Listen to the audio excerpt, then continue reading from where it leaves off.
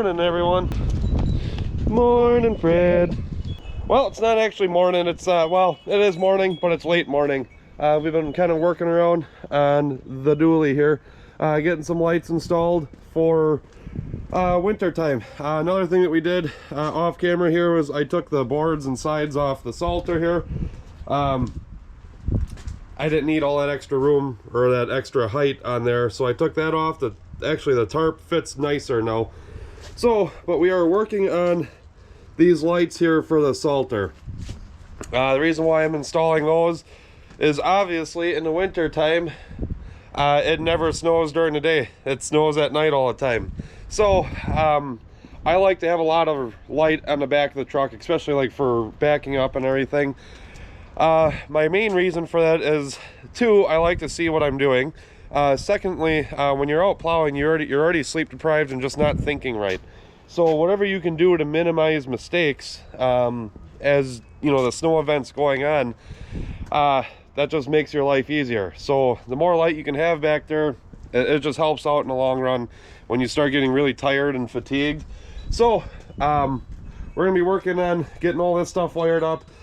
Something cool that I got from Harbor Freight here is they have a full-on wiring harness that it's literally just plug and play. I got to add some extension to it because this truck is so long, but it's pretty cool. It comes with a relay, a fuse in it, and a switch. Kind of saves the thinking and guesswork out of wiring up some lights. Not that there's much there, but it just it helps out for getting that stuff done. But I do have to run back to Harbor Freight because the one light that I bought, I think it's in this truck, yeah. So this light right here, somebody had their digits all over this box already, and I did not realize that when I went and bought it. So somebody grabbed the light, took some hardware out of the box, and clipped the wires on it. So the light's kind of useless to me. So I'm gonna run back to Harbor Freight. I'm gonna go return that light, and then we're gonna start wiring this stuff up. So let's get going with our day here.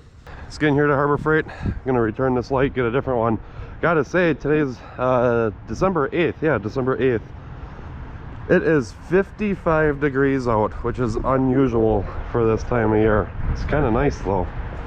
Hello. Hi there. Great, how about you? I'm great, thank you. Yeah. So I'm going to open up another one here and make sure this one looks good. How's it going, man? Great, how about you? Do you have a phone number with us? Yeah, but I need to return this light right here. Somebody, I just grabbed this one from back there. Somebody, I picked this up the other day. Somebody took all the stuff from inside of it and I didn't realize that. Like there's no hardware left and they cut the cord on it. Really? Yeah. Yeah, like none of the mounting brackets are there or anything. Cut the cord on it? Yeah. I could show you what it's supposed to look like. Actually, somebody cut this one too. Yeah, I was thinking like... Yeah, because it's supposed to have where you could just clip it in if you need to. Let's see if this one's good. Yep, this one's good. This one's good. Alright. Third time's a charm, right? Oh yeah. Alright, you have a good one. Awesome, thanks you too, man. Got what we needed now. Let's head back and start getting that stuff wired up. Alright, now that we finally got the right light, let's get going on this. The weather's supposed to start dropping here soon, in the next 2 days. So all of my outside projects, I'd like to get all these done before it gets miserable to work outside. As of right now, it is not miserable at all. But yeah, let's get this other light mounted on the back here. That other light that I just bought, that's gonna be one for the lower on the bottom of the bumper. I already drilled a hole on this side and realized that I kind of got screwed on the first light. Freaking need to be an octopus to put this thing together. I need 6 more arms. The hardest part is getting that bolt started in the nut down there. Making progress. Alright, I'm done with that. Grabbing the drill. Cutting the end off of it and putting it right in the drill to use the drill to tighten it up. That was taking too much time. All right, Oh, laying down in the wet. Got all wet out because it was cold, and now that it's warm, the ground's kind of all full of moisture. It's starting to kind of bleed out. Nice and tight. Now the not so fun part of routing all of this underneath the truck. Someday I will have a lift. Mark my words on that. Because I'm getting a little fat. I'm getting a little fat to be doing this. Oh, what's the best way to do this? I guess I could just do what they did and run on the outside of the frame. That's what we're gonna do. We're just gonna follow what they already have going on. You know, I don't really like that. Should have probably done this before I fluid filmed the whole truck. I'm gonna redo this a little bit because I don't really care for how this wiring is right now.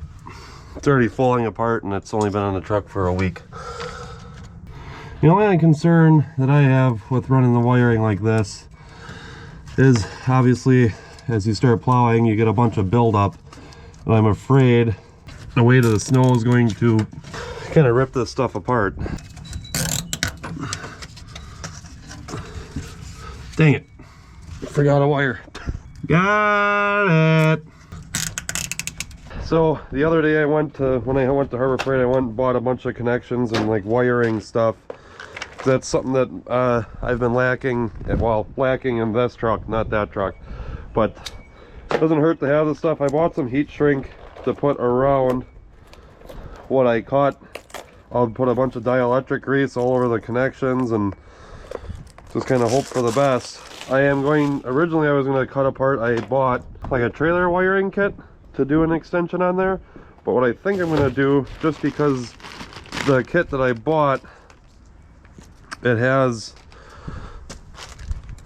all the correct wiring in there, and it already has like a jacket over the wiring. So that's what I'm going to use to splice this all together. I should have plenty here to do so. This end right here, I'm just going to cut kind of somewhere back here so that way I have enough room to splice again.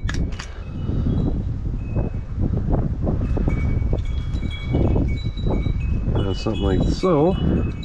Yeah, when you do these right, you'll see it where it squeezes out the dielectric. Sweet.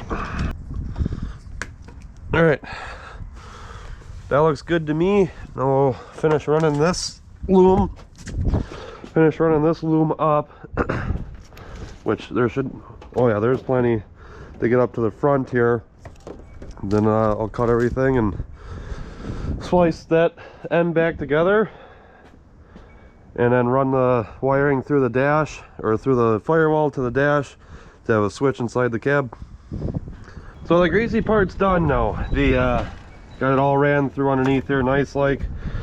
Now we just got to reconnect all of this stuff here and run it through the dash and hook it up to the switch. So shouldn't be too terrible. Famous last words, right? Shouldn't be too terrible. Watch, it'll be a miserable, painful job.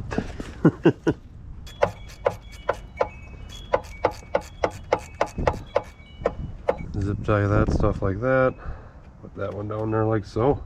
There, that way the fuse is right there in my face if I need to use it, which I'm hoping not. Because generally if you have fuses popping, you got bigger problems than just a fuse popping. That doesn't just happen just because. So for all you guys that will go out and buy fuse after fuse after fuse after fuse, you got bigger problems than your fuse is blowing. There's a bigger problem going on. See if we got some power. I don't know if you guys can see that. I think we got, oh, I think it just shut off.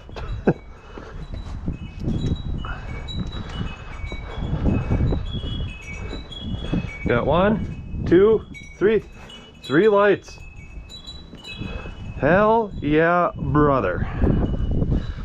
So now it's the fun part of trying to squeeze this through a hole. Ground's disconnected. We'll cut this. Make our life a little bit easier getting into the truck. Where, oh where can I stuff this?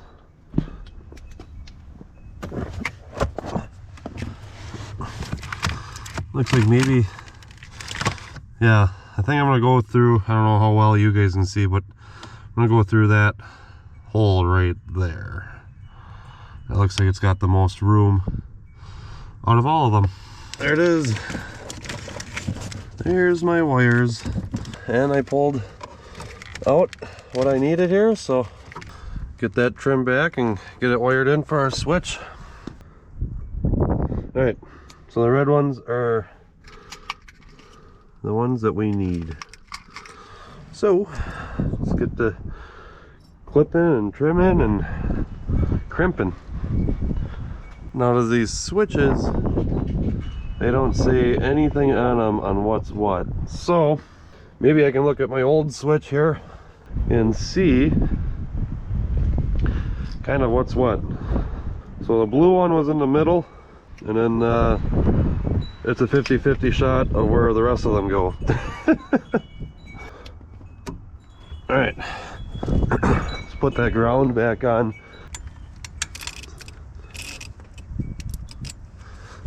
Sounds like something's going on. I'm gonna turn that switch. Yeah, I did it right. So if I do that, all right, power's off.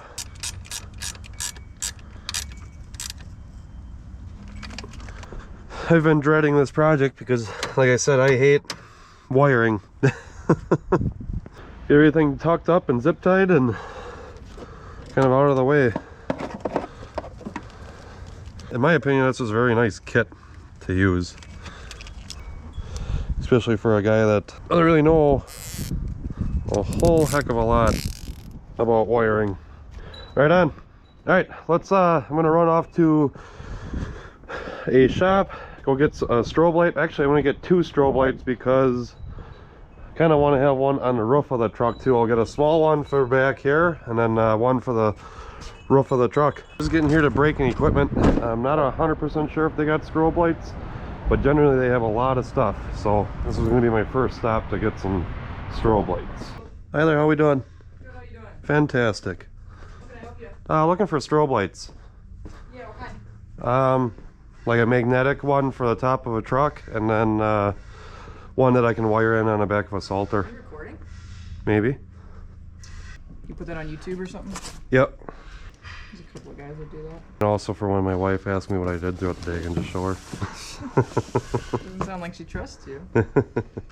Got my strobe lights. It is actually quite impressive on how expensive these things are. Better be worth it. Magnetic.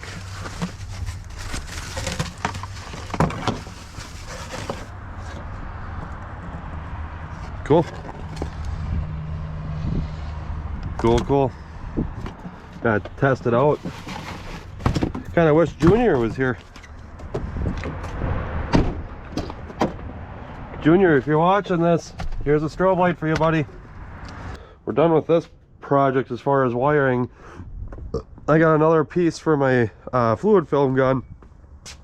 I'm actually going to drill a couple holes into the rockers here and stick the straw that I got and just pack those rockers full of fluid film. So this is what I got.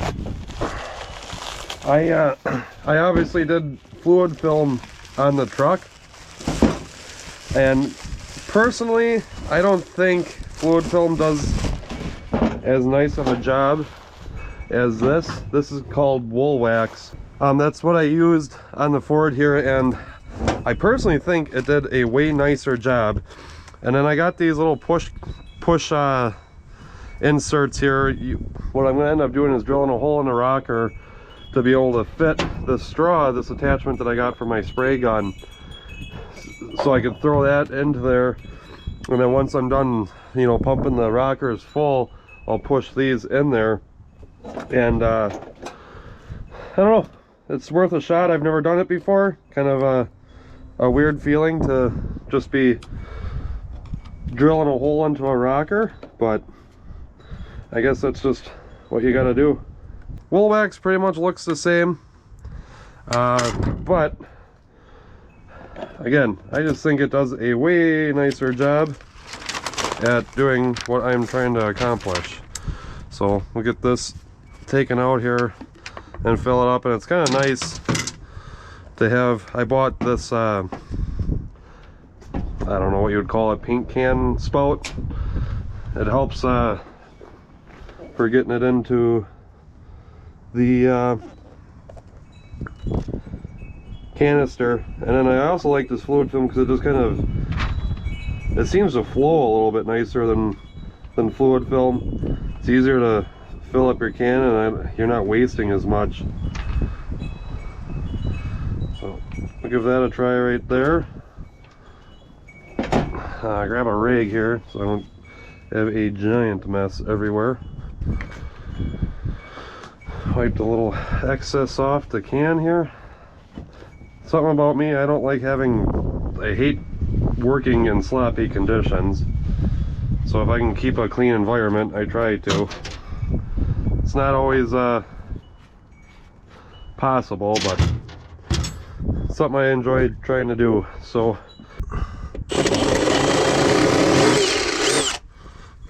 alright, let's try one of those quick before I just start drilling holes all over the place. Nope, that fits really nice. Perfect. Pull that out of there and get the compressor fired up here and start pumping these full.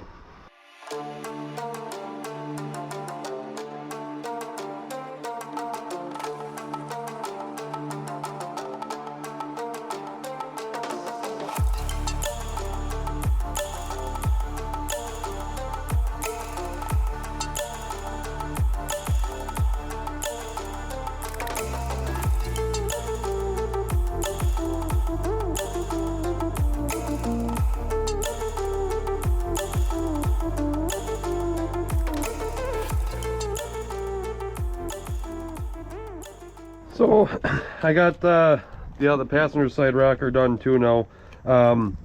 I put I don't know, I think this is about a quart or so of fluid film in each rocker. So I really packed the rockers full of stuff. I don't know if it's good, bad. I don't see what it's going to hurt. But now I'm going to put all these plugs in and hope that it works out good. So that's the setup for this winter. The truck is completely set up. I will catch back up with you guys when it's a little bit darker out and show you guys these lights at nighttime. All right, there it is. It's got a decent amount of light coming out of the back. There you go, Junior. There's some strobe for you.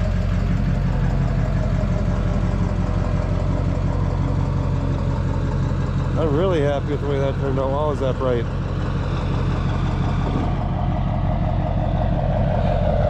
Yeah, there it is. Kind of a dead spot right in the center, which is fine. I wanted to have these floods over here on each side to see the outside of the truck and then have something shoot back. Kind of got what I wanted. That strobe works all good on there. All right, guys. Other than that, we'll have to catch you guys on the next one.